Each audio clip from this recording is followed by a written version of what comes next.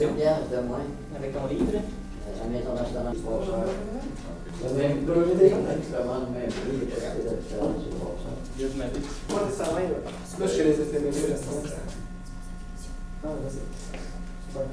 bon, donc là-dedans, il y a plein d'informations. Là. C'est l'intervention générale. Merci.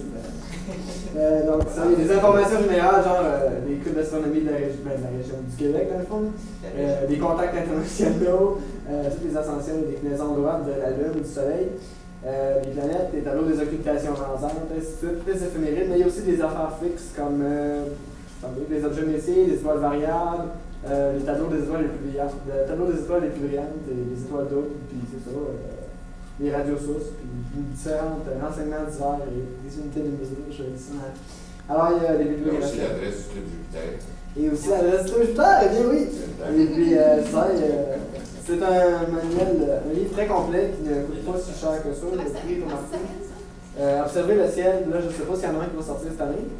C'est une dizaine de pièces, ça, 12? Une quinzaine de pièces pour être sûr. Je ne dirais pas 18% en erreur. C'est sorti cette année, c'est annuel, ça veut dire que c'est une. Oui, comme ça, c'est le 95. Ah, ok. 96. Et là, 97. C'est ça de quoi c'est avoir. Puis c'est ça. Puis c'est un qui va se l'acheter, c'est dans toutes les bonnes librairies, genre Clément Morin, puis One More, tout ça. Puis c'est aux éditions astronomiques. Archambault, oui, c'est pour ça qu'ils vont l'avoir. C'est aux éditions astronomiques par René Racine. Il y a quelques petites erreurs à chaque année dedans, genre ici, il marque dans les occultations. Ils confondent occultation rangeante avec occultation qui passe du cours, occultation du cours. C'est ça! Alors, merci beaucoup. Alors, je laisse la place à Xavier qui va nous parler de la vie sur Mars. Finalement, je vais être rendu. Là, c'est ça. J'ai eu droit à une interview avec un des principaux chercheurs qui a participé à justement cette grande découverte. C'est une des plus grandes découvertes, si ça se révèle être vrai, quasiment de l'histoire de l'humanité. C'est bien fun. Alors, c'est la raison pour laquelle on a mis la conférence aujourd'hui. C'est parce que, justement, on voulait que dans les premières conférences, vu que la nouvelle est encore fraîche, on ne l'a pas encore vraiment confirmé, on ne l'a pas encore infirmé, donc c'est le meilleur temps d'en parler. On ne sait jamais, c'est peut-être d'ici un an et on n'en parlera même plus. Mais il y a quand même motif à être optimiste, c'est ça qui est très intéressant. Ensuite de ça, il donnait quelques autres informations. Ça favorisait, c'est quand même assez étrange. Je regardais l'article dans Science, que les chercheurs ont publié. C'est un des premiers articles à sortir. La raison qu'ils ont sorti cet article-là, c'est tout simplement parce que commençait à avoir des brins de rumeurs qui traînaient de sortir du milieu scientifique. Donc là, ils se sont dit, il faut qu'on fasse un papier là-dessus. Donc, ils mettent le monde en garde. Premièrement, ce n'est pas des preuves. Ce ne sont que des indices. Mais la somme des indices, quand tu es reliés ensemble, font que l'hypothèse la plus probable serait justement qu'il y aurait eu une vie sur Mars. Il y a de ça très longtemps. Ça ne veut pas dire qu'il y a des extraterrestres sur Mars. Ça veut juste dire qu'autrefois, la vie aurait pu se développer. Donc, ils mettent le monde en garde là-dessus. Il y a aussi, qu'est-ce qu'il y a aussi avec le truc?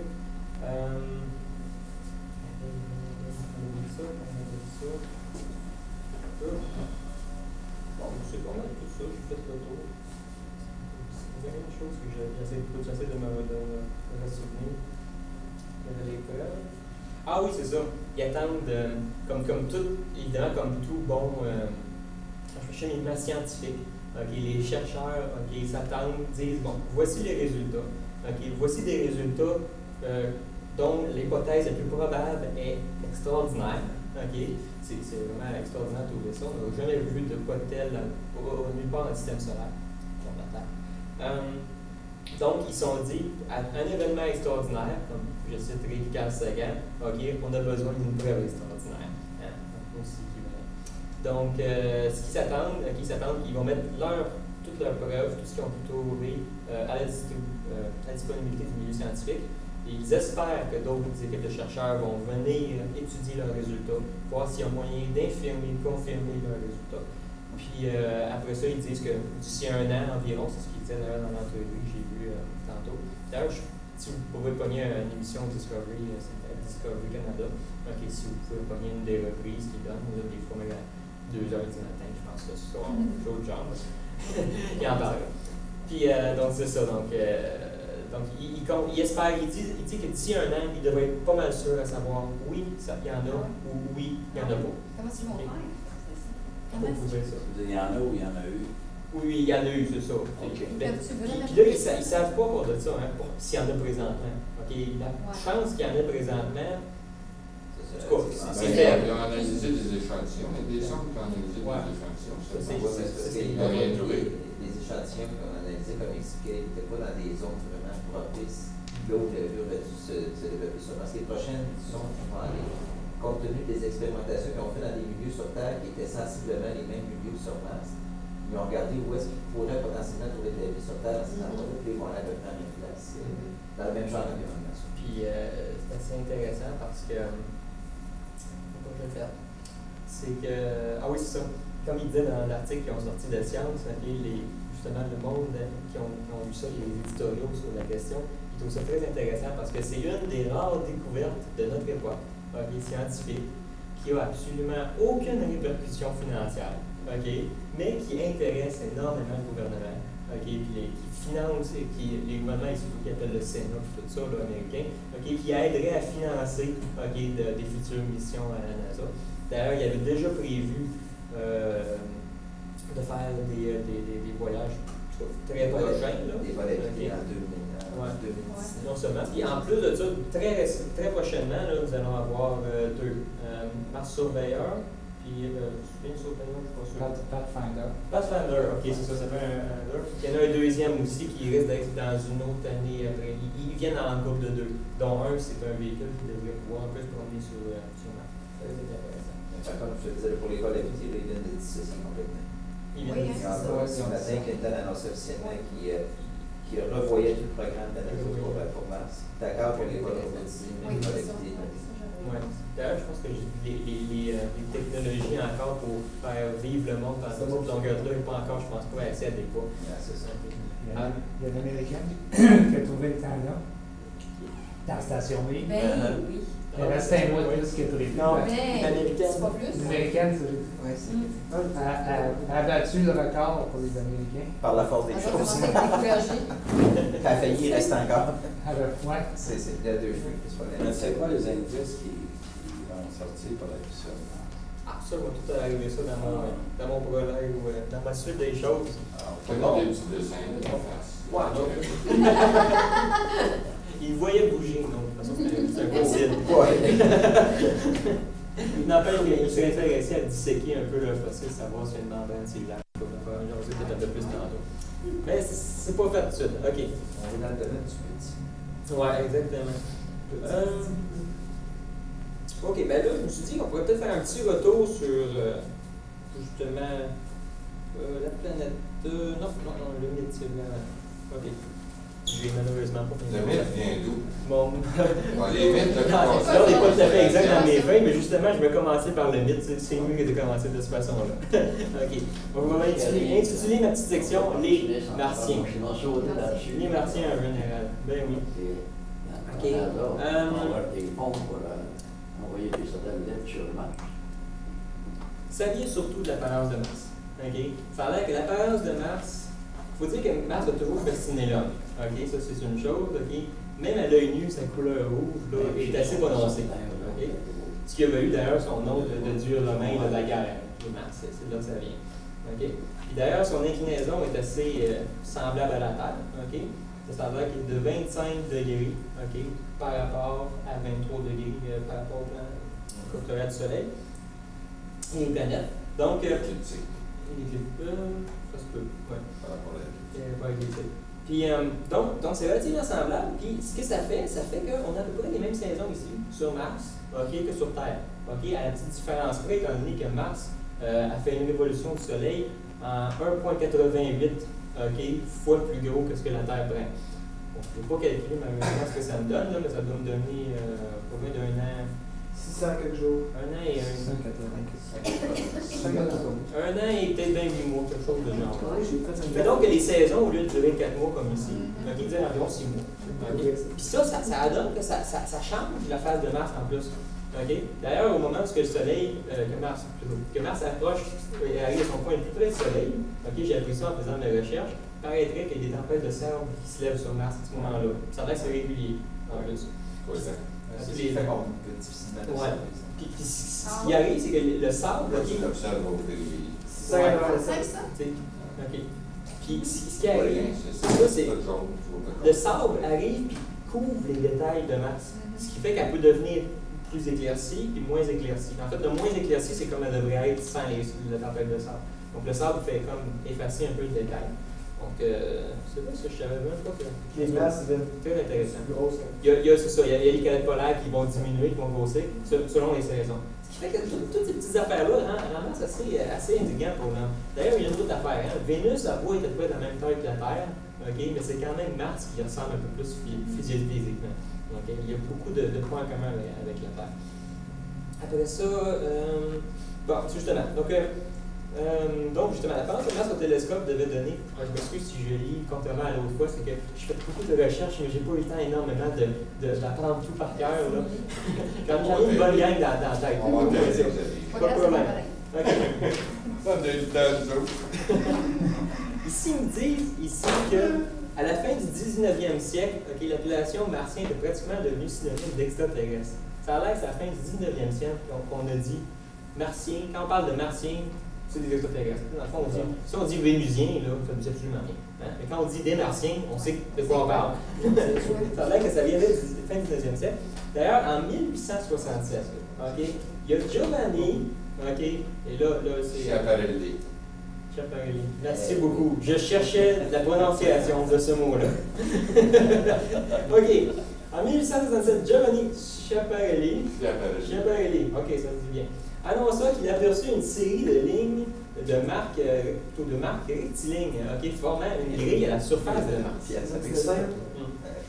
Si tu veux. Mais lui il dit formant une grille, c'est quelque chose d'équivalent que je ne sais pas à quel point de genre-là, peut-être faisant ça un peu. Genre quadrillé. Il est à Hawaï. Oui, c'est assez spécial ce qui va sortir. OK? Mais le pire, là, okay, c'est que cette observation surprenante incita, imagine-toi donc, une autre personne à se bâtir un observatoire. Okay? Puis pire que ça, c'est que dans son observatoire, il a vu la même chose.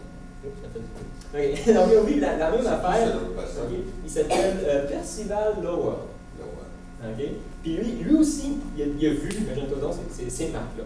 Donc, puis lui, c'est lui qui, on doit l'hypothèse, okay, qu'il s'agissait d'un système d'irrigation artificielle, donc les fameux canaux de Mars, qui amènerait l'eau des pôles, okay, sous forme de glace. Je ne sais pas trop comment il arriverait pour la mettre, puis il l'amènerait sous forme d'eau. Puis là, il amènerait ça, là, cette glace-là, finalement, à l'équateur, pour, je suppose, irriguer. Imagine-toi si la vue n'aura pas. Seigneur, il aurait capoté. Il y en a vraiment des bords. Ah, il y en a vraiment. Donc là, c'est vraiment. C'est la Venise de Mars. Ça pourrait être ça. Puis là, ce qui est plus comique dans toute cette affaire-là, okay, c'est qu'évidemment, si on avait des canaux, c'est qu'on avait du monde qui ont dû l'avoir fait, les canaux, parce que ça se fait pas dans la nature, donc on doit avoir des martiens. Donc c'est de là que ça vient. Okay, après ça, donc la question est restée controversée, okay, parce que plusieurs astronomes ne voyaient évidemment que des taches floues et irrégulières sur Mars. Mais les télescopes sont devenus de plus en plus performants, okay, après dans l'aube du 20e siècle, okay, et ils ont révélé, malheureusement, pour eux autres, okay, heureusement pour vous autres, que les canaux n'existaient pas. Okay. Ils ont tué Apollo-Soda. Ouais. Donc, dans le fond, il y a certains, d'ailleurs, je pense, dans ce qu'ils disent, il y a un trait de Mars qui pourrait ressembler à un canot, c'est la vallée Marineris. Okay, mais à part de ça, quadrillage, on n'y pense pas. D'ailleurs, on pense que les hallucinations de Schiaparelli et de Lowell seraient attribuables aux conditions d'observation qui étaient plutôt médiocres à ce moment-là, okay, et à tendance de l'œil de relier des tâches irrégulières en réseau géométrique. Et l'auteur mentionne dans mon livre une imagination un peu fertile. Je suis en allant des livres de Schlepper. Oui. Il y en Ça, a toutes des photographies, tous les canaux sont toutes photographiés. Photographie en fait. T'as photographié. Ah, c'est. Ouais. On voit bien ça dans le fond, là, Ouais. c'était bien plus une source monétaire. Ben, Il attirait l'attention du monde entier, il recevait des Fait fonds. qu'ils sont pas fiables ces photos-là. Ah oui, les photos sont fiables, seulement que les canaux Ils sont pas sont fiables. aperçus plus tard que c'était juste des tâches séparées. Tu sais. Ah, ok, séparés, de toute façon. C'était pas un réseau géométrique. Donc, sûrement pas dû à une présence d'une Ouais. vie Alors, extraterrestre. c'était pas des canaux, mais Ouais, c'est ça ça. donnait l'impression. D'ailleurs, la mort, ok, de l'hypothèse des canaux a été donnée. Même d'un bon télescope, là, mec marche sur en opposition, tu vas en voir des canaux. Les canaux, hein. En reliant ça un peu, on peut les voir. C'est comme des barres, tu vas les voir comme il faut seulement. Ah, ouais. C'est un télescope qui a beaucoup plus de résolution, tu vas voir que c'est juste C'est des, juste des points. Ok. comme une illusion, Donc c'est ça. des c'est illusions d'optique. Une initiation, ok. Ben justement, on a eu un moment donné, on a décidé, on va avoir le cœur net, ok. Donc la mort a été, de cette hypothèse-là a été donnée en 1965, ok, par la sonde Mariner, qui a été cartographiée la surface de Mars au complet, presque au total. Je me demande, il t'a pas manqué. Total. Ah, mais non. Total, Mariner. Pas mal. Parce qu'il a été là pendant au-dessus de 4-5 années, je pense. Donc, 4-5 ans, il doit avoir fait pas mal de tour. Ok, après ça, donc, il a révélé les premières fois les détails de Mars. Les espoirs de trouver un environnement évidemment comparable à la Terre, on s'envolait vite à ce moment-là. Okay. Là, j'ai regardé certains petits détails que je me suis donnés là, par rapport à la Terre. Qu'est-ce que Mars, elle aurait. Tu sais, dans le fond, on ne sait pas, il ne peut pas avoir des extraterrestres. Qu'est-ce qu'il me dit qu'il n'y a pas d'extraterrestres sur Mars? Donc là, je donne des petits détails physiques. Okay. Il me dit ici l'atmosphère, tout le monde sait que l'atmosphère normale ici sur la Terre est d'environ 101 kPa. OK? Bon, ben imaginez-vous donc que sur Mars, c'est dans le coin de 1 kPa. Fait que côté pression atmosphérique, là, c'est pas extraordinaire, c'est très très faible. L'atmosphère est très ténue, elle est composée de ce que je dis ici, de 95% de gaz carbonique, ce qui fait que nous autres, on s'étoufferait là, correct. Après ça, ça c'est ça fait même. Ah oui, ça c'est un phénomène assez intéressant pour la pression. Comment ça se fait que la vie ne se développe pas dans un endroit où il y a de faible pression? C'est simplement que la vie a besoin, quand tu as des interactions avec l'environnement, tu as besoin que la pression interne soit égale à la pression externe. Or, quelqu'un pourrait dire, je fais une bébite, mais avec une coquille très solide, donc ça résiste à la pression. Sauf que dès qu'il va faire des interactions, comme bouffer une bébite, ce qui est à l'intérieur, c'est dire, il faudra qu'il fasse une ouverture dans sa coquille, donc il y aura un problème de pression. Donc, si c'est une faible pression à l'extérieur, très grande pression à l'intérieur, d'ailleurs, juste si vous mettez de l'eau, ça fait beaucoup de pression, ça va sortir. Donc, c'est la raison pour que c'est pas bien comme après. Nous autres, si on n'avait pas d'air en dedans, Ouais. on se ramène comme une feuille de papier. On est dans le main, c'est carrosé par une feuille de papier. On a pression atmosphérique. Ah, il y a ça. Ouais. Puis, Alors, il faudrait inventer une. il resterait l'eau. Il resterait La jamais rien pression. que l'eau. Il y a plus de pression, ouais. Ouais. Donc, La pression, la pression de Mars donc, est assez faible. Donc, ça, c'est un problème pour la vie présentement. Mais la vie s'adapte. Ouais, c'est ça, on Ouais, sait c'est ça, jamais. c'est ça. Mais par contre, ce qu'il faisait en ce qui concerne le CO2, les bactéries primaires, ils utilisaient le CO2. Oui, il utilise ça, le CO2. C'est ce qui leur prend. D'ailleurs, c'est d'ailleurs une des hypothèses de pourquoi c'est que ça sort, d'où c'est qu'ils sortent le fameux petit fossile, dans le fond, c'est que ça utilise un peu de carbone. Exactement. Après ça, les calottes sont composées évidemment d'H2O bien ordinaire en glace, et de CO2 aussi en glace, la glace sèche qu'on appelle. Le sol, ça c'est particulier. Pourquoi on voit qu'il est rouge, le sol de Mars? C'est qu'il y a rouillé. Il est rouillé. Il y a beaucoup de rouille, mais ce qui est intéressant de savoir, c'est combien il y a de rouille dans le sol. Il y a 20% d'oxyde de fer dans la surface de Mars. Donc c'est la raison pourquoi c'est que Ça veut dire qu'il y a de l'oxygène. même à la très loin, on peut voir que c'est assez haut. Après ça, c'est la même proportion. Tu as 20% d'oxygène et 80% d'azote dans l'air. ouais. Alors, sur Mars, cet oxygène-là, c'est rouillé. Ah, Alors, imagine qu'il est ouais, pas rouillé. peut-être. Tu aurais une atmosphère de 20%. Mais t'imagines, ça veut dire qu'il faut que tu aies énormément de fer dans le sol, par exemple. Ouais, Ce qui est peut-être pas le cas ferreuse. Ouais. Parce que nous autres, d'ailleurs, il explique l'hypothèse que la Terre, étant donné qu'elle est bien chaude, que le fer est très lourd, le fer descend vers le centre de notre Terre, Ce qui est le pas restant le à flotte. Il est sorti. C'est ça. Donc, c'est pour ça qu'on n'a pas autant de concentration de fer pareil. Et il pense que d'ailleurs que Mars est évidemment géologiquement inactif présentement, quoique il y a des petits détails intéressants. Il y aurait eu du volcanisme assez récent dans l'échelle de temps, étant donné qu'on a vu à certains endroits des volcans faire un compte de lave. Comment OK? récent? Ben, assez récent. Ils ne savent pas tout encore, peut-être bien moins 4 millions. À cause que tu vois le volcan, OK, puis il n'y a pas de cratère dessus. OK? Ce qui impliquerait que au moment où ça a été bombardé, c'est venu après que ça soit bombardé. Donc, c'est donc relativement récent, mais c'est difficile de donner effectivement une date.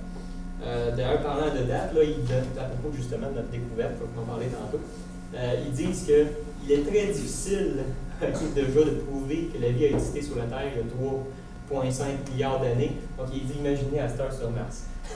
Donc, c'est une des raisons pour que je disais tantôt que c'était trop une preuve de ce qu'il y avait. Non, mais ils disent qu'il passait un vaisseau, par exemple. Il y en aurait de sport. Il analyserait l'atmosphère de la Terre de loin. Là. Il y aurait une chute qui n'est pas habitable. Ben, on l'a testé, ça. On l'a fait avec. Quand la sonde est passée, on a mis ça à terre, effectivement, on en a conclu qu'il y avait des vie sur Terre. Ouais, mais nous autres, on sait Mais de toute façon, ce qui est intéressant avec la Terre, c'est qu'elle a une présence de l'eau liquide, une moyenne de température. L'hydrogène, c'est corrosé. Oui, mais l'hydrogène, lui, ça s'envole dans l'atmosphère. La gravité terrestre retient pas l'hydrogène.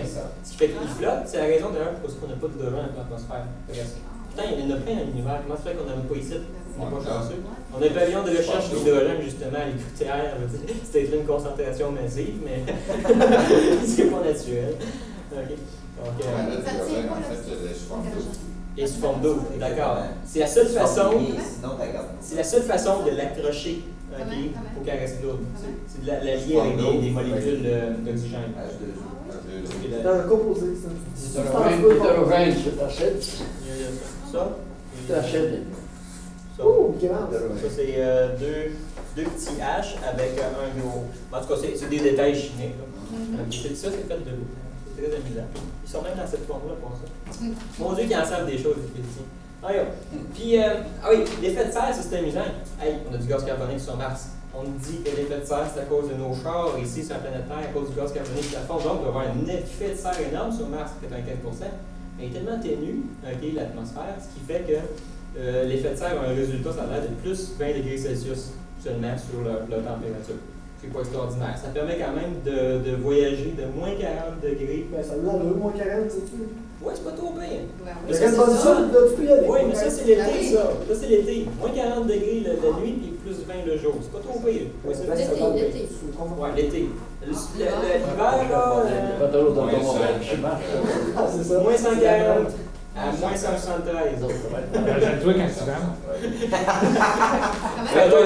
L'atmosphère est ténue. Il doit pas en avoir. Ouais. Moi, c'est pas pire, c'est sec. Les marchés en bateau Mais il d'automobile. reste qu'ils vendent pareil, puisqu'on est en fait de ça. Ouais, c'est ça. OK. Puis la plupart de nos données. C'est en fait de ça, on vient de casser le soleil. Ah oui. Mais vous aviez une augmentation de 20 degrés Celsius due au gaz carbonique. C'est énorme. Oui, c'est quand même énorme. C'est énorme. C'est énorme, mais c'est rien comparé à ce qui se passe sur Vénus. Non. Oui. On va comparer avec la Terre. Mais Le le gaz carbonique, gaz- depuis 100 ans, a augmenté Oui. de 1,5 degré Celsius. Oui. On connaît pas la température, on connaît pas. Mais le Ouais, mais CO2. 20 degrés. Oui, mais Le degré, ça change de climat. c'est ça. C'est ça. Ouais, c'est ça. Le CO2, est justement, a la tendance de laisser passer les rayons du soleil et pas de les laisser partir. Donc, il y a le rayonnement infrarouge. Donc, ça, c'est un problème. Puis, étant donné que son atmosphère est de 95% faite de ça, c'est une des raisons pourquoi c'est que même si c'est petit, ça fait quand même 20 degrés. Non, mais là, ça continue sur la Terre comme ils sont là. La Terre peut venir comme Vénus. Peut-être. On sait pas. On sait pas. Surtout que le problème, c'est que là, il y a un réchauffement du climat, ça a l'air qui se fait sentir. J'ai bien hâte de voir. Puis en plus de ça, ça a l'air que nos hivers deviennent de plus en plus froids. On s'en aperçoit. C'est assez spécial. Ça, c'est. Il Il y a pas l'histoire de l'homme là-dedans. La chasse commençait le 1er septembre. Toutes les sortes de caches. On allait au canal, les premières semaines de septembre. La petite glace dans le bord du ciel. C'est tiré, je pense, de la zone tropicale. Et il y avait l'exposition au mois d'août. Et après l'exposition, là, ça gelait les nuits blanches. Ça descendait au point de congélation. C'est Mars. Une part en grande sur la preuve d'ailleurs, là, ça viendrait de du contenu à l'intérieur de la météorite. Ça peut dépendre de la courbe de C'est complet. Ça peut dépendre toutes nos données qu'on a sur justement Mars, ils viennent de la sonde finalement Viking, en grosse partie. C'est elle qui s'est posée sur justement Mars. Elle nous a ramené quelques photos, dont celle qu'on a vue d'ailleurs, je pense, à une de nos conférences de Thomas, là, si on voit ça ici. Là. C'est 70, je crois. 76. Ça doit être le moment de lancement ou d'atterrissage, je ne sais pas. J'ai l'impression 65, c'était une année stratégique pour les Américains. Ouais. C'était leur vie centenaire. C'est pour ça. Il y a toujours. Ouais. Puis Viking avait justement des instruments pour détecter la vie. Et ils ont détecté justement, quand ils ont fait des échantillons de ça, il y a un paquet de détails. Ce qu'ils ont fait, ils ont pris leurs échantillons, ils les mettent dans un milieu extrêmement nutritif pour voir si justement les bactéries qui seraient latentes, ils voyaient de la bouffe, c'est que là, ils arrivent, on va se multiplier, quelque chose de genre. Ils ont vu quelques petites anomalies, mais pas rien de certains. Puis même plus que ça, avant, justement, hier, j'ai osé avec quelques-uns de mes amis en physique. Puis il y en a un dont ça a l'air, c'est sa blonde qui est en microbiologie. Puis quand ils ont eu ce genre de découverte-là, ça a l'air que le monde spécialisé en microbiologie a demandé aux instruments sur la sonde étaient-ils stérilisés. Ils ont dit que non. Ce qui fait qu'on oublie tous les résultats. Les analyses qu'ils font, est-ce que ça se fait là-bas? Ils n'amènent rien. Non. Pas de Mars. Sur la Lune, il y en a ramené. La Lune, non. Ça veut dire que les tests ne seront pas bons. Non, mais ça, c'est assez impressionnant au coup. Quand on pense de cette émission-là, il n'y avait pas stérilisé ce qu'ils envoyaient. Ils ont envoyé un miroir de 24 pouces qui était mis à Oh oui, il y a combien? C'est 11. 90 pouces. Il y a 90 pouces de Hubble? Ouais. Il n'y a pas 90 pouces, ça n'a pas un mètre, ça. Ben oui. C'est ça, je ne savais plus. 2 mètres, c'est la grandeur exactement. C'est grand. La navette était capable d'apprendre. Dans l'un de mes livres d'astro, tu le vois, tu vois la C'est tête de ça. la Le pire, c'est que le défaut, que le testeur de Foucault du Club, on l'avait. Ah oui, mais il l'avait vu, c'est le technicien qui a envie d'heure. Ouais. Oui, il faut checker la photo. Le technicien qui a pas de sa job parce qu'il l'avait vu.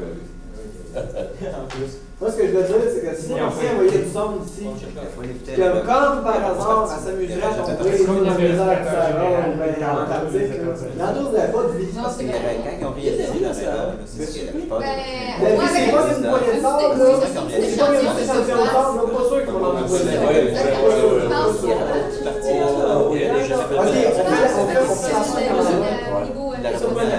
L'autre théorie, ça allait à quoi? Oui, parce que j'ai lu un livre sur le James Alchard, à fleur de sable, il y en a pas sur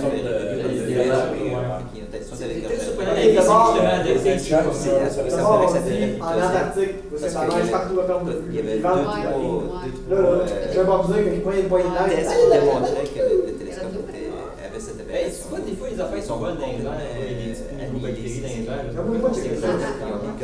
n'avaient pas l'équipement pour checker les C'est ça. Ils ont simplement mis du sable dans le milieu nutritif, puis regardaient ça. D'ailleurs, justement, la raison pourquoi c'est qu'ils envoient des sondes prochainement, Pathfinder, comme on disait, l'autre s'en va sur Terre, non seulement c'est pour regarder visuellement, quand il va y avoir des sondes pour atterrir, ça aide à l'atterrissage, puis en plus de ça, ils veulent faire des tests, savoir indiquer de vie. Ils vont y faire des tests. Il y avait aussi des histoires de tests qui voulaient checker, savoir qu'il y avait des micro-cristaux de glace sur le sol qui auraient prouvé que l'eau serait infiltrée, mais qu'à un moment donné, ça ne serait pas resté à rêver. Donc, c'est ça. Après ça, donc, c'est bon, là, j'ai fait le tour du mythe, ça a l'air. Bon. La découverte à cette heure. Ah, ça, c'est intéressant. Ouais. Ça, c'est intéressant. OK. Donc, ce que je vais faire pour la découverte, OK? J'ai beaucoup de choses que j'ai mentionnées tantôt, de toute façon, c'est pas intéressant. La météorite, comme tu disais, n'est pas plus grosse qu'à peu près ça. En plus, elle a été découverte en Antarctique. Puis elle a eu toute une histoire. Là, vraiment, ils l'ont trouvée. Ils ont déduit que ça venait de Mars. Comment? Ils ont regardé, ça là, il y a un type de roche. C'est là, c'est une roche lignée qui est très présente sur Mars. Ils savent pourquoi, à cause de Viking. Après ça, il y a des certains gaz. Est-ce que ça peut avoir été présent ailleurs aussi? Peut-être. Mais le fait... Non, oui, mais le fait qu'il y a certains gaz emprisonnés dans la roche, OK, en plus, fait que l'hypothèse que ça vienne de Mars est renforcée énormément.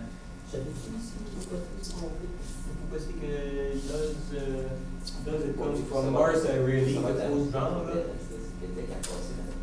Ah oui, ici. La façon que ça ne peut pas se faire sur la batterie simple quasiment.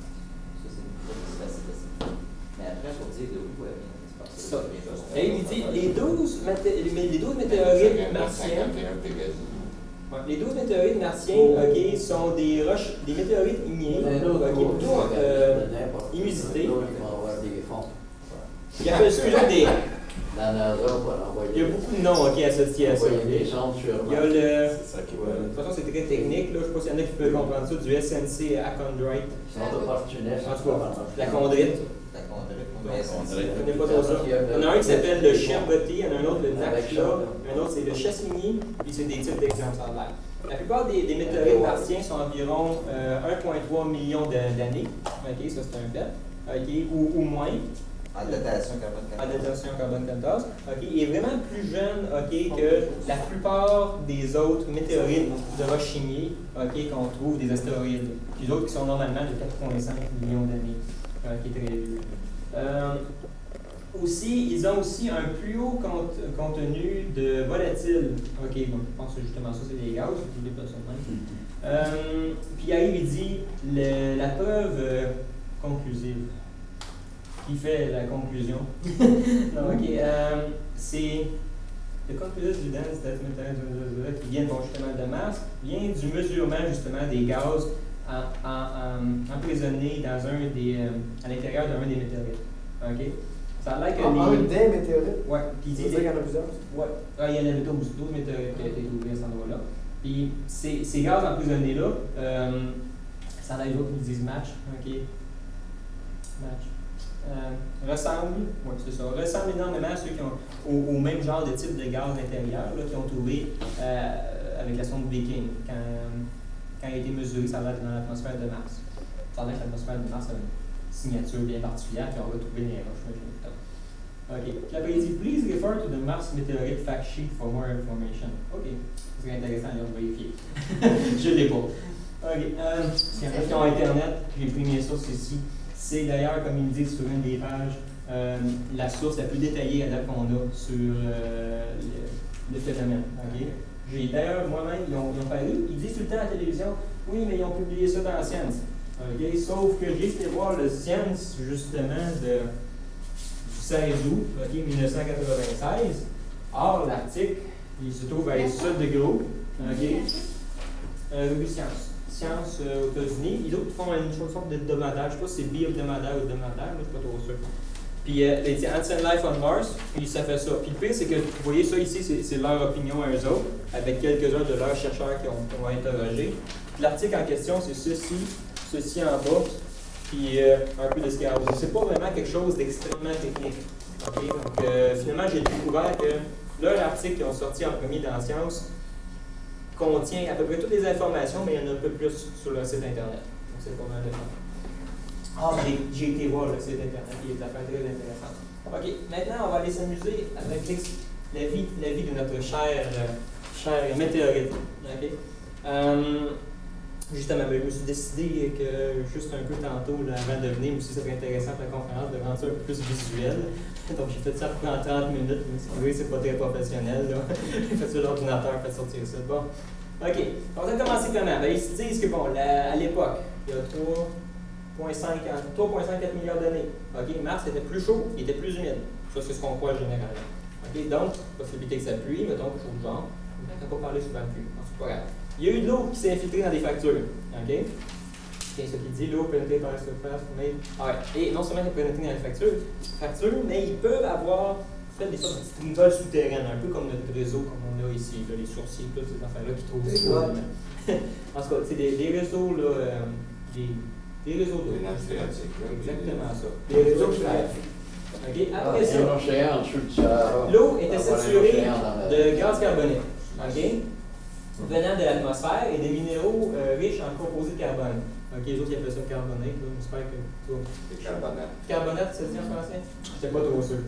Après ça, il arrive et dit l'avantage, c'est que les carbonates, c'est un des constituants, enfin, c'est pas le carbone, les carbonates, et un des constituants majeurs de la vie.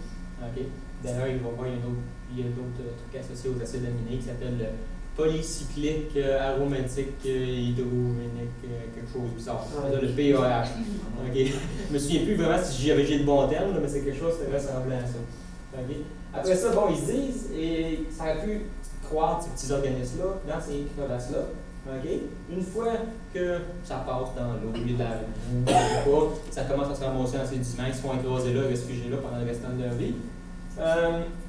Ils deviennent des fossiles. Donc là, ils se transforment ici en fossiles.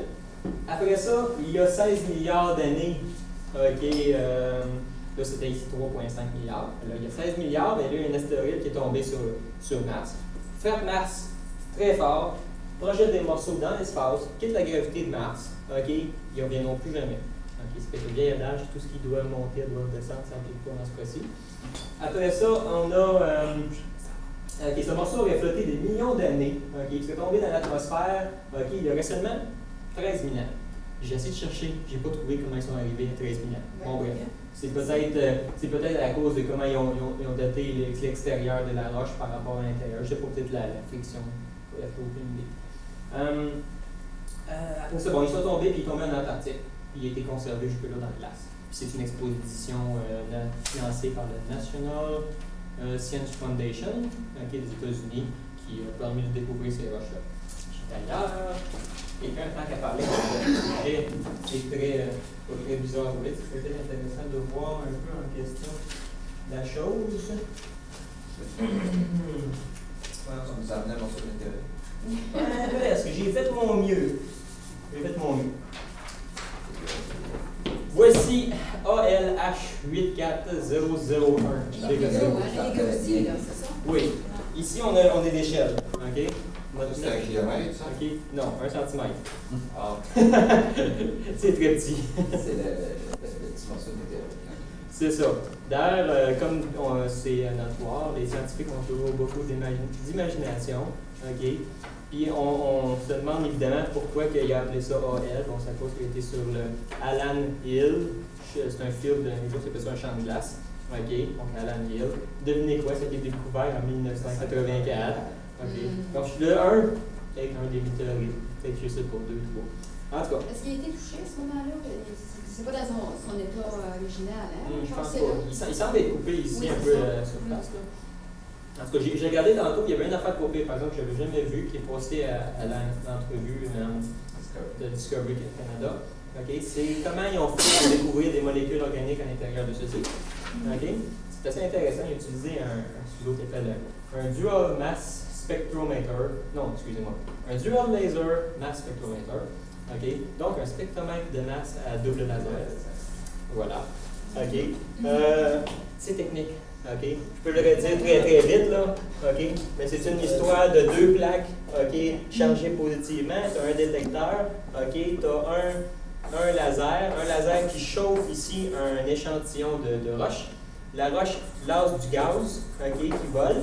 Ça a l'air que ça ionise, je ne sais pas trop quoi de même. Tu as un autre rayon laser qui vient puncher là-dessus. Puis ça a l'air qu'à cause de ça, c'est ça. Ça fait une sorte de petite ionisation. Cette ionisation-là, ça veut dire que les petites particules vont se promener dans ce sens-là vers le détecteur. Puis en se promenant, en scannant, ils peuvent détecter certaines molécules, dont le pH. Je me souviens plus c'est quoi sur le temps. Et d'autres composés en soi de même. OK, donc ça c'est pour ça. Après ça, qu'est-ce qui est arrivé? Je peux parler un peu de la découverte. Ah, mais ça vous tente de regarder. Après tout. Le gracieux esprit du pavillon de recherche sur l'hydrogène en passant. Ils ont décidé de refaire. J'en ai encore. Concentration massive. J'ai à peu près 6 autres trucs d'impression à peu près aussi grosses que ça. Donc, l'encre, elle vient de 2 autres. Sur laser? Oui, sur laser en plus. Tu sais, la couche brûlée qu'il y a dessus qu'on voit, là. Ils ont tout ça, les météores? Souvent, oui. Souvent, ils ont brûlé automatiquement parce que pour traverser l'atmosphère, bien sûr. Mais est-ce que des fois... la partie qui est brûlée va être Mais est-ce que des fois ça peut partir avec erosion? Non, ça reste toujours. C'est caractéristique. Je suis entraîné d'un champ là, pendant 700 ans. On va avoir des caractéristiques d'avoir. Mais je pensais peut-être que ça pouvait partir avec le temps. Étant donné qu'il était dans la glace, tu des chances. Même dans les sols, il y a une connaisse, il y en retrouve il y a plusieurs centaines d'années, puis tu t'en rends compte que la roche a brûlé. Oui, ça part pas, ça, c'est connu là. Comme ça, c'était pas un météore, qu'est-ce qu'on a trouvé? Ok. C'est bon. On passe à la découverte. Ce scénario, j'ai déjà posé ça, c'est très bien. J'ai déjà posé ça. Les détails, j'ai déjà rendu aux détails. En plus, je passe donc les détails de. Il montre une météorite qu'ils ont trouvé. On voit les petits. Ils montrent comme des petites bactéries. Là. Ok, oui. Ah, il y a des gens que vous les voyez à la fin de la conférence aussi. non, mais les montrent. Le météorite qui ont trouvé au nord. C'est au pôle sud. Pôle sud, oui. En passant, ils font très attention dans la découverte de. C'est vrai qu'ils sont plus petits que des bactéries qui sont terre. Imaginez-vous donc en 1963, il aurait effectué des recherches sur des météorites qui ont été trouvés en Antarctique, justement. Non, excusez-moi, pardon. En Arctique, grosse différence de pôle. Justement dans le Groenland, dans ces coins-là. Ils ont trouvé des météorites, ils ont fait des recherches, ils ont trouvé de la vie dessus. Sauf qu'il s'est révélé par après que c'était une contamination par du pollen dans la mer. Ouais. Donc à ce temps, ils font extrêmement attention. Puis ça a l'air qu'on ne peut pas rien reprocher. D'ailleurs, de toutes les opinions contraires, même qui en ont cité dans la science, ils disent ça au moins. Ils ont quand même très bien mené leur job, mais il faut qu'ils poussent encore plus loin avant d'arriver à un résultat. C'est le bilan global de cette histoire. C'est quoi les chances que ces bactéries-là ont peut-être aussi mis de. Ils ne savent pas. Puis d'ailleurs, il l'a demandé, hein, il arrive, il dit êtes-vous confiant que ceux-ci sont des êtres vivants? Le type, à chaque fois, il devait y répondre là, dans l'interview à Discovery Canada, là, comme quoi que on ne le sait pas tout de suite, mais on va bientôt le savoir. On n'est pas sûr encore et on ne veut pas se prononcer. De toute façon, 13 000 ans, parce qu'ils ont eu le temps, ça n'aura pas eu le temps d'être contaminé par des bactéries. De devenir un fossile à la place. Une des choses qui aurait pu arriver, justement, c'est une contamination terrestre au moment qu'il était justement en Antarctique. Mais il y a heureusement pour eux autres, ils ont un argument contre ça. C'est le fait que ces bactéries-là se retrouvent, la concentration de ces bactéries-là se retrouve dans le centre, est plus élevée vers le centre et plus faible vers l'extérieur. Si ça avait été une contamination par la Terre, ça aurait été l'extérieur qui aurait été contaminé et ça aurait été décroissant vers l'intérieur. Parce qu'il ne peut pas s'infiltrer. Donc, en fait, c'est l'inverse qui est arrivé. Donc, il y en avait plus dans le centre. Et en plus de ça, ils n'ont pas vu de contaminants sur les autres météorites qu'ils ont trouvés et qui ont appliqué les mêmes méthodes. Ce qui fait que peut-être, s'il y a eu une contamination de la Terre, ça aurait été surprenant à ce moment-là. Les autres n'ont pas eu. Donc, comment ça se fait? Donc, ça, c'est ça. Les bactéries terrestres, ça a l'air qu'ils sont 100 fois plus grosses que ceux qu'ils ont trouvés là. H pour hydrocarbone, finalement. Excusez-moi. Polycyclique aromatique hydrocarbone. En tout cas, c'est pas très important. C'est à l'intérieur des petits agglomérats de carbone que les chercheurs ont trouvé plusieurs propriétés qui pourraient suggérer une vie antérieure. Les chercheurs à l'Université de Stanford ont trouvé des quantités appréciables de molécules organiques appelées justement COH, on va se comprendre, c'est ça, concentrées dans les régions du carbonate. J'en ai dessus. Je vais pas en avoir. Je vais pas avoir quelques carbonates ici à montrer. Sélectionne les gens, je passe moi, je sais pas mettre un instruction.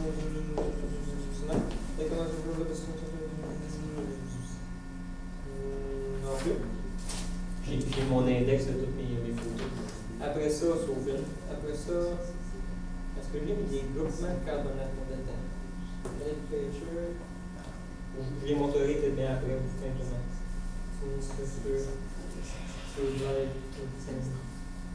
Oui, je les ai. Numéro 8. Alright. Ok, donc qu'est-ce que ça peut bien avoir l'air des carbonates, imaginez-vous donc, les carbonates qui auraient pu avoir la vie. Voilà. Ceux-ci sont les fameux carbonates dans lesquels il aurait trouvé une concentration justement de ces pH-là. C'est bien ça? Ouais. OK? Les PAH sont. En tout cas, il y a beaucoup d'utilisateurs, on trouve plusieurs sortes de PAH dans la nature. OK? Mais il y a certains PAH qui sont associés à la vie. Donc, on ne peut pas dire on trouve des PAH et de la vie. Mais on peut dire on trouve des PAH, il y a une possibilité de vie, parce que la possibilité de vie fait qu'il laisse souvent des traces de PAH derrière eux autres. Puis ça, on a retrouvé. Polycyclique aromatique hydrocarbone ou hydrocarbone aromatique. C'est des termes de formation, d'agencement. Quand tu dis aromatique, c'est une façon d'être. J'ai jamais fait de chimie organique. Au cégep. Le carbone et l'amiante sont liés ensemble, c'est comme des pentagones, on appelle ça des aromatiques. Ah, c'est ça, aromatique. En tout cas, il ne faut pas penser que ça sent bon. Non, c'est pas ça. Donc, c'est là-dedans qu'on a trouvé ça. Ah oui, puis une autre chose intéressante avec cette image-là, okay, c'est qu'ils auraient montré l'affaire noire, c'était tantôt, là. La magnétite. Okay, la magnétite et des sulfures de fer. Oui, c'est ça. Donc, des sulfures de fer, okay, et de la magnétite, qui sont tous les deux magnétisés. Okay. Or, dans une météorite, ça serait très surprenant que les conditions dans un météorite, okay, se retrouvent pour faire ça naturellement. Okay. C'est ce que les autres ils ont déduit. Okay. Ils ont dit que ces barres-là en noir, okay, ça serait difficile à faire naturellement. Peut-être possible, on ne sait pas. Mais surtout sur un météorite, c'est très probable. Mais ils disent, la vie en revanche, okay, ça. Fait ça de façon régulière. Ça a l'air, peut faire ça, oui. Donc là, ils sont contents, ça peut faire ça. Donc, en plus de ça, ils ont trouvé justement leurs éléments de chimiques, même, ils n'ont pas trouvé l'acide aminé, ils ont trouvé justement les PAH. Là. Puis les PAH qu'ils ont trouvés, pas n'importe où dans la roche, mais justement proche de ces endroits-là. Ce qui fait que c'est d'autres indices. Mais c'est pas de preuve, c'est pas des indices. Mais c'est ça, j'ai le. Bon, après ça, les chercheurs ont trouvé des composés minéraux. OK, il y avait d'autres composés minéraux associés avec la vie microscopique. Ah oui, ça c'est intéressant ça. Le plus gros fossile trouvé, OK, parce qu'on a parlé tantôt des fameux fossiles de ces petites bactéries-là. Les fossiles de bactéries? Oui. OK. Ils sont pas sûrs que c'est une bactérie, mais ça a l'air de ça. OK? Puis ces fossiles-là, OK, sont gros, là, sont plus petits que 1 centième du diamètre d'un cheveu humain. Et la plupart sont même 1 millième du diamètre d'un cheveu. Ce qui fait qu'un cheveu, c'est pas très haut. OK? Puis si c'est 1 millième plus petit qu'un cheveu, c'est encore plus dur à voir. Bon, ben là, en primaire aujourd'hui, étant donné que. Donc, c'est 1 millième de fois plus petit qu'une cellule humaine normale. Quasiment. Ben, est-ce qu'une cellule humaine est la grandeur d'une taille de cheveu? Oui, c'est une cellule, toutes les cellules. OK. Oui, non. Oui, non. Moi, dans ma mémoire. Non, en bio, on n'a pas vu ça de même. Il me semble que c'est ça! C'est bâti avec des. C'est bâti avec des. C'est un amoncellement de tubes, là. En tout cas. Oublie ça, j'amènerai des photos. Moi, je me mélange avec les. C'est plus gros que ça, par exemple. C'est pas une cellule. Oui, ça, c'est. Il y avait de quoi. En tout cas, je me souviens plus quoi, mais il y avait de quoi. OK. Ben, justement, je vais vous dire, si vous regardez la télévision, OK, si vous regardez à cette heure dans le Science TV, j'ai oublié de l'amener, Science TV aussi donne un petit article sur le sujet justement de la vie sur Mars, d'ailleurs, celui de septembre. Après ça, Science, si vous regardez Science, là, vous avez les photos, c'est ça. OK? Puis vous voyez la grosse photo que vous avez là, puis la petite photo qui est ici. OK? Ce qui fait que normalement, dans les publications, vu que ce n'est pas des photos très impressionnantes, vous ne les verrez pas aussi grosses que ça. Ça, j'ai été chercher ça sur la NASA, OK? Ce qu'ils appellent l'autre le High Resolution JPEG. Là. OK? Même tellement High Resolution que certains n'entraient même pas sur une disquette, j'ai dû les réduire pour ça. C'est l'enfer, ça. Ah, définitivement. 2 MB. 2 MB, c'est ça. Même une photo, je peux mettre que j'ai déjà cherché. JPEG de 2 MB. JPEG. T'imagines quand tu décompresses un ordinateur? Oui, c'est l'enfer. J'ai été obligé de les rapetisser pour qu'ils fassent ma disquette. C'est pour ça qu'il y aurait pu avoir plus de précision sur cette différence en plus. Mais justement, ça c'est un fossile. Mais il est petit. Quand on est dans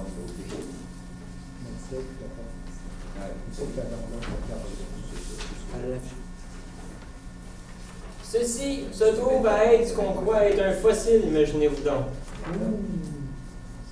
Lequel? Hein?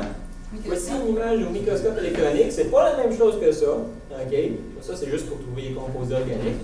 Ceci est une image au microscope électronique montrant possiblement une bébête allongée. OK? Peut-être annulaire, à part de ça, c'est avec des petits anneaux. On voit des petits anneaux. Monter au public là-bas aussi. OK? Qui, quoi, c'est une. Puis cette bébête-là, là, si c'en est une, là, il se trouve à être proche de nos globules de carbonate. Il se trouve à être proche de nos pH.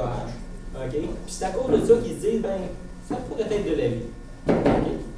Donc, vous voyez que cette image-là, par rapport à ce qu'on trouve dans la science privée ou dans une science, c'est pas mal intéressant d'aller les chercher sur le site Internet.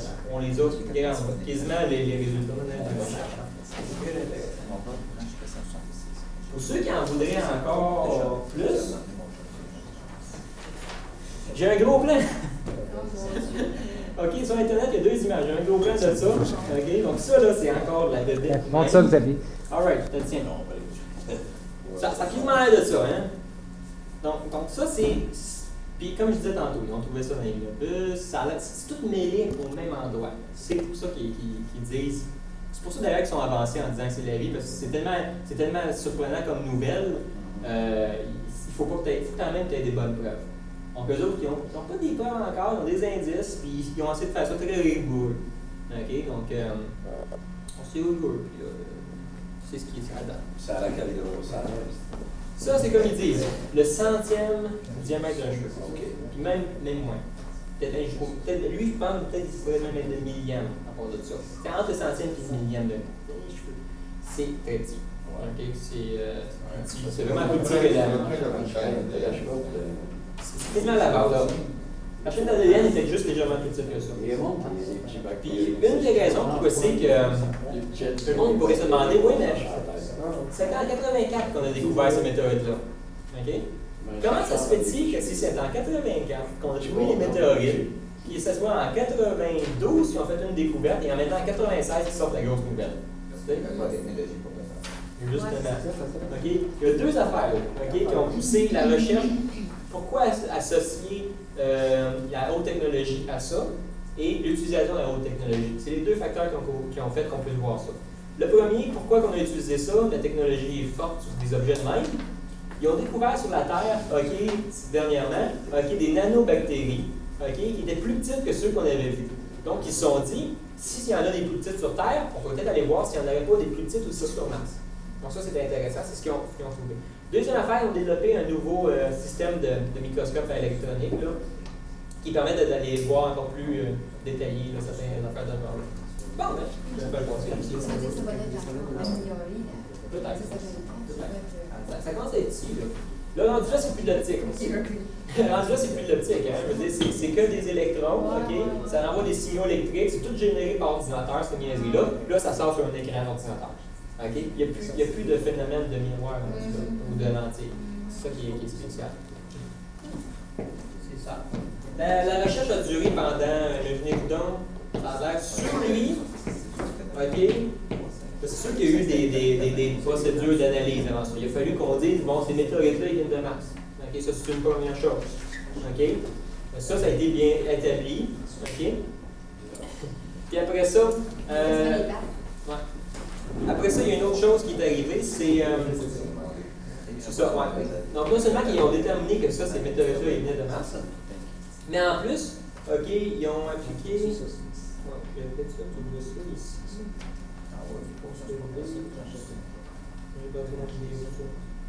Oh, regarde.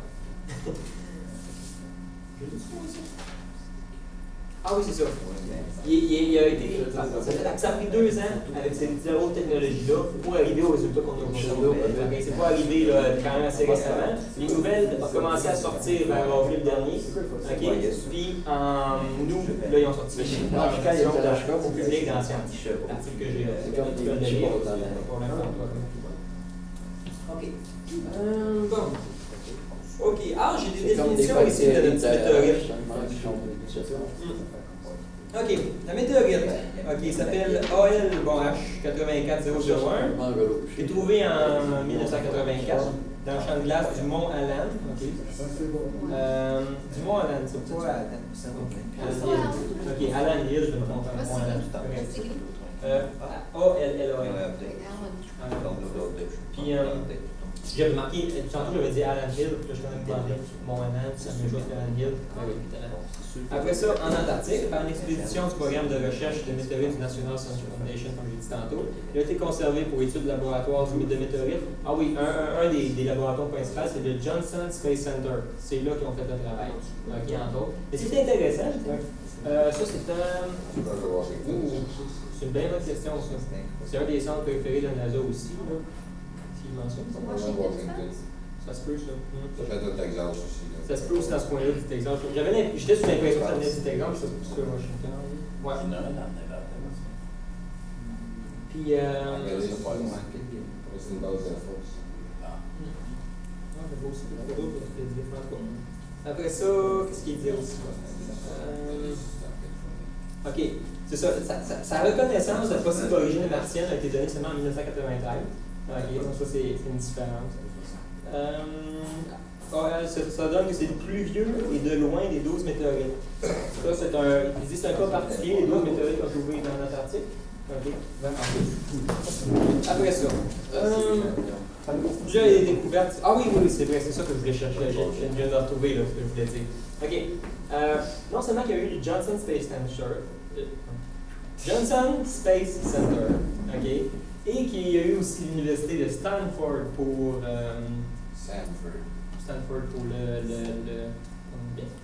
la détection des molécules organiques. Okay? Mais en plus de ça, ce qui est intéressant, okay, c'est qu'on a des chercheurs ici aussi au Québec. C'est très intéressant. Okay? Donc, on avait, comme quand je disais tantôt, ceux les plus importants, vous allez peut-être les voir à la télévision. C'est un qui s'appelle McKay, il y en a un autre c'est Gibson, l'autre c'est Thomas Kepler. Après ça, tu as Christopher Romanek. Ça, l'autre c'est tout au GSC, le Johnson Space Center. Après ça, il y en a un, c'est spécial, c'est. Il ne représente peut-être pas, là. Ojatola Valley, okay, qui lui est un Canadien. Exactement. Un étudiant postdoctoral, ça a l'air, genre. Quelle nationalité? OK. Et. Aucune idée. Je sais juste que. Devinez-vous ce qu'il étudie? McGill. Non. À l'Université McGill de Montréal. Hey, j'avais raison. Ouais.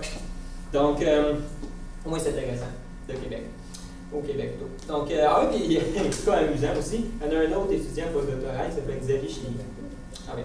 OK, lui, c'est à Stanford. OK, on n'avait pas un paquet de monde qui étudiait ces affaires-là. Hein? C'est pas une des physiciens, là, un paquet de monde. On avait de la microbiologie, de la minéralogie, des techniques analytiques, de la géochimie, de la chimie organique et des analyses de toutes ces disciplines-là ensemble. Bon, après ça, qu'est-ce qu'il donne de spécial? Ça, j'en ai parlé.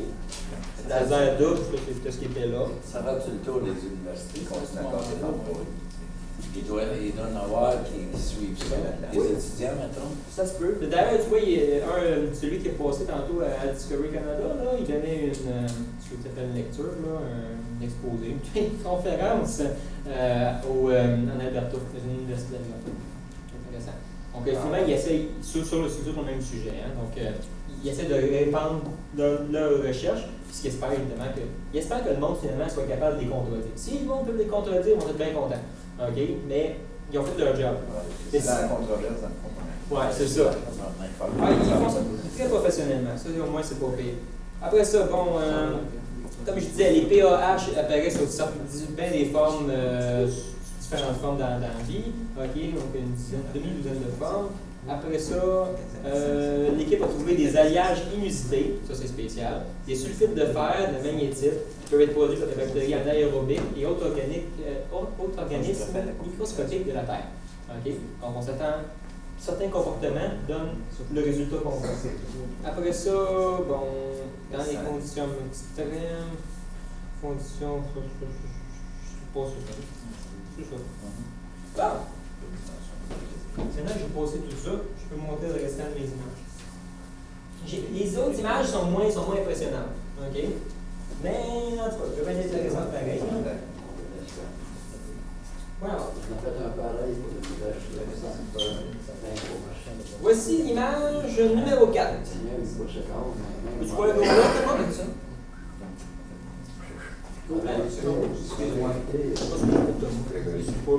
Pour nos chers téléspectateurs qui nous regardent à la maison. Ici, il a pris ça. Qu'est-ce que tu as fait là? Ok, ben ça c'est une autre image que j'ai sortie là, sur l'ordinateur. Ok. Numéro 4. C'est un autre lombric, ça? Non, ici on voit les petits globules. Numéro 4. Numéro 4. Les globules de Bock? Je pense pas tout à fait. un petit problème de main. OK. Ben, tu t'es trompé, Xavier, tantôt. Ouais.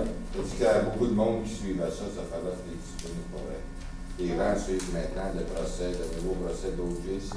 Ah! Ah oui. Ben oui. On vient de C'est passer vrai. 4. Ok, donc ceci, je peux faire pour ça. L'image qu'on a là, ici, c'est une image d'un microscope à électrons qui montre des structures en forme d'œuf, quelques-unes qui peuvent être possibles d'être des fossiles microscopiques d'origine martienne, comme mentionné dans la science, qui disent une recherche de 2 ans a trouvé des molécules organiques, des structures minérales. Finalement, il se répète, il fait un résumé. De largest possible fossil or less than 1 centième diamètre d'un cheveu, j'ai déjà dit. Bon, donc ils disent rien de nouveau. C'est juste certains globules, il y avait une taille d'œuf, ça pourrait être immense aussi. Ça pourrait être des J'ai dit ça, c'est une sorte de globule. Taille d'œuf, ben forme d'œuf plutôt, qui pourrait être vivant aussi, d'après eux autres. Mais, puis que. Mais finalement, ça ne ressemble pas trop à ça. Finalement, tout le restant, c'est se répète. Ils sont un peu moins que le centième d'un cheveu. Ça paraît que c'est l'unité qui ont décidé de ouais. Après ça, pas ça. Puis le pire, c'est qu'il dit encore, il dit, pendant que d'autres sont même 10 fois plus petits. Si vous voulez, j'ai pris les gens de la première image. Ça m'intéresse. Ok, numéro 3. Numéro 3, lui, que j'ai pas réussi à faire sortir sur le long, malheureusement, je suis bien désolé. Tu veux pas? Bon, si vous voulez. Il n'y a pas de sens, hein? Quand Il n'y a pas de sens, c'est vrai, il n'y a pas de sens. OK. Numéro 3. OK, numéro 3. Maintenant que tout le monde l'a regardé, OK, je vais vous la faire passer, je m'avais expliqué à ce que c'est. Numéro 3. The winner is. Qui est-il? J'ai bien mon numéro 3. OK. Ici. Numéro 3. Un autre image d'un microscope à électrons qui montre des structures, cette fois-ci, tubulaires. Et qu'est-ce qu'il y a de nouveau? Ça, les lombrics, là-dessus. Ça, c'est des structures tubulaires, donc les lombrics. La même chose que l'autre. Ça pourrait ressembler, c'est peut-être un plan rapproché. Tout le même. Ouais. Lui, il a été trouvé dans les minéraux de carbonate. Imaginez-vous donc. Les carbonates, c'est probablement la structure du carbonate. Parce que la roche est tellement vite qu'il y a plein de verres qui sont rentrés dedans. Ça, c'est une magazine. C'est ça. Puis il se dit que c'est un peu comme ce qu'on s'attendrait des fossiles sur Terre, ça a l'air. Ah, elle est plus impressionnante encore. Encore des lombrics. Ne manquez pas de le vendre. Utilisez votre expression. OK. Bon, des cheveux. Je sais pas. OK, donc là, ça, c'en a encore. Numéro 2. Celle-là, on le voyait souvent. Ouais. OK, un autre image, ça. Lui, c'est le close-up de, finalement, de cette image-là que j'ai en arrière.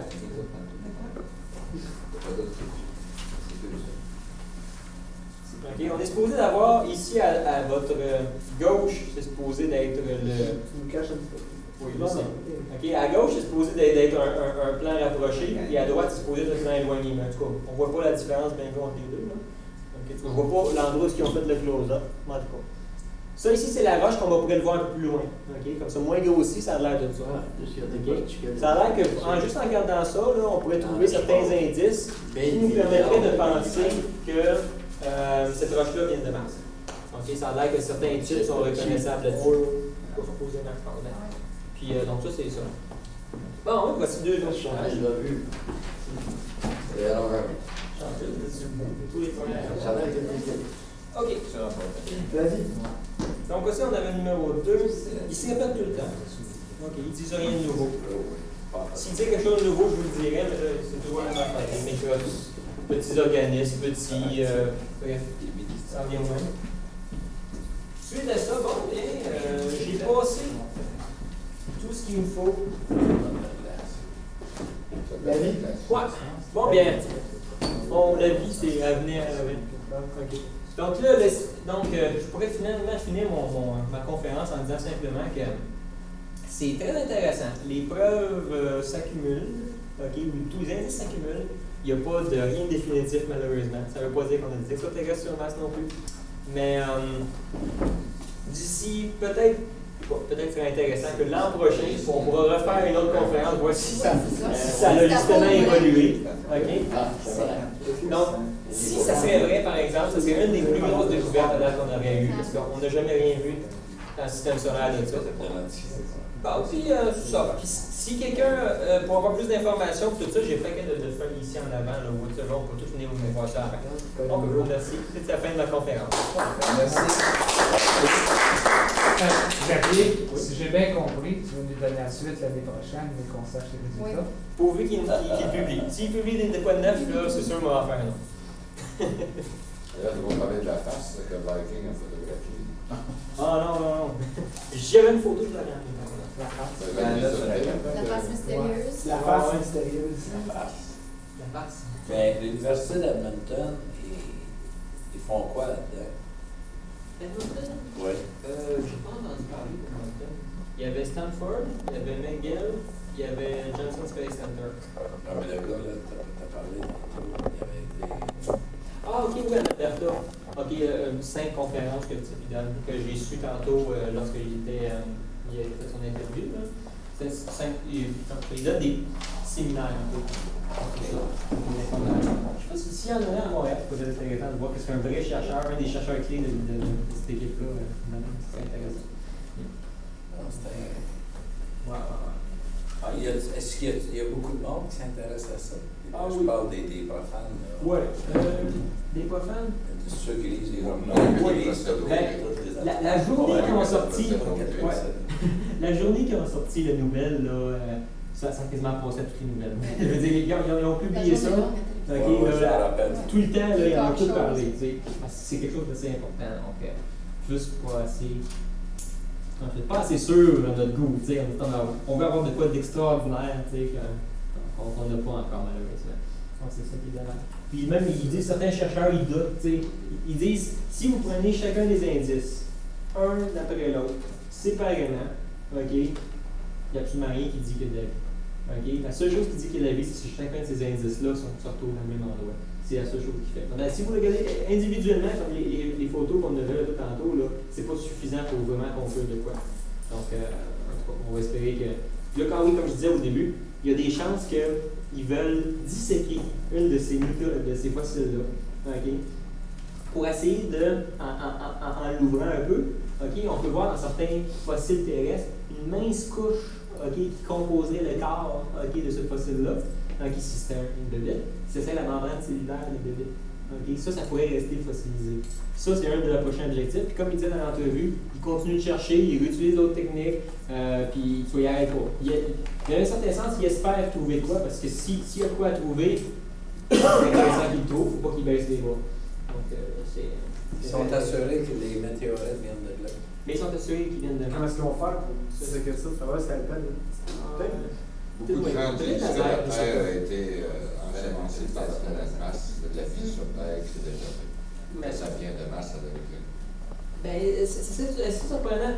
Mars, la vie s'est développée sur Mars. C'est intéressant à un moment donné, là, que j'ai décidé de ne pas mettre dans la conférence, c'est une section, si je peux dire, sur la probabilité de la vie. Okay. Dans le livre ici, Astronomie et Astrophysique que j'ai ici, qui est un peu mangé, qui était mon livre au cégep, qui était... Ça, c'est la version préliminaire d'un livre qui est supposément pas mal bon. Oui, les super. Bon, ben, il était quand même assez pour pire avant. Et si vous regardez le dernier chapitre ici qui nous consacre, le dernier chapitre est extrêmement intéressant. Ça s'appelle Le Cosmos et la vie. Puis faire une conférence à un moment donné là-dessus pour donner des affaires intéressantes. Parce que il regarde quelque chose d'intéressant. Est-ce que notre secteur de Les la humains descendent des le secteur de la marchiens. galaxie serait-tu comme une zone faunique Les marchiens, ça protégée? peut être des Pas qu'on voit pas d'extraterrestres. Les humains descendent des singes. Est-ce que à la place, est-ce que c'est ça ou c'est qu'il n'y a pas, mettons, est-ce que les extraterrestres utilisent une technologie tellement avancée qu'elle serait invisible, ça les rend invisibles? Ça pourrait être ça aussi, pourquoi on ne les voit pas souvent. Donc, il y a pas quelque chose d'intéressant qu'il donne dans ce livre-là.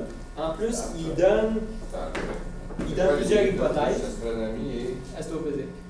Ah, ça, c'est la version préliminaire. Rien de novillaire, on fait publié au Québec. C'est ça. Puis, après ça, tu as l'hypothèse pessimiste, est-ce que nous sommes seuls? Plusieurs scénarios. Est-ce que l'évolution mène-t-elle toujours à une civilisation technologique? OK, des affaires de genre-là peuvent être intéressantes. Il y aura des Ça veut bananes. nécessairement dire que la forme la plus évoluée est intelligente. Dans le temps que marche cette affaire, il y a des. Parce que même si on calculerait les possibilités de vie, ça veut dire que des ça va donner bananiers, parce qu'il y a des chiens. OK, si on peut savoir. Après ça, il y a d'autres choses. Est-ce qu'une civilisation pourrait s'auto-détruire inévitablement peu après avoir atteint le stade technologique? Est-ce que c'est une conséquence? Ce qui veut dire que. C'est ça. Ce qui veut dire que si s'annélit, ça veut dire qu'on ne pourra jamais voir d'extraterrestres. Ça veut-tu dire qu'on est rendu un plafond qui se détruit? Ça parle de simulation terrestre. OK, ouais, terrestre. Donc, il donne ça. Après ça, il arrive, il dit si. Il arrive, il dit la durée typique d'une civilisation technologique est d'environ 1000 ans. OK? Donc, il arrive, il dit si chaque planète génère une civilisation, le taux d'apparition est le même que celui des planètes propices. Puis là, ils font un paquet de petits calculs, savoir bon, combien de chances, tu sais, avec mettons, le nombre de soleils qui ressemble à le nombre de soleils dans c'est la le galaxie. calcul, chose, monsieur. Comment il s'appelle? Après ça, la chance que la Terre soit située au bon endroit, OK? Qu'à un certain endroit, il est juste assez chaud, puis assez proche du soleil que tu sois assez chaud, puis assez loin pour que ce soit trop chaud. OK? Tu peux rajouter un peu l'effet de serre pour donner un peu là-dessus. L'effet de serre peut éloigner la planète, ça va être assez chaud pareil. Ça fait de ce genre-là. Après ça, le nombre d'étoiles dans la galaxie multiplié par ça. C'est lequel il y a pour tout ça, tu fais une petite conférence. Puis, donc ça, c'est intéressant. Puis peut-être que Thomas, il va pouvoir continuer aussi, dans un certain sens, un jour, ma conférence avec ma vie sur Mars. Parce qu'étant donné qu'il fait une conférence de Galiléo, on ne sait jamais, il y avait peut-être possibilité qu'on retrouve la vie extraterrestre microscopique ou whatsoever un jour sur des lunes, c'est ça, de Jupiter. En tout cas, Il y a bien des doutes. S'il y a de quoi qui se découvre d'ici là, on va le savoir. Faut pas oublier qu'il y aura pas des cadeaux. En plus que Mars. Oui. J'ai pas d'image.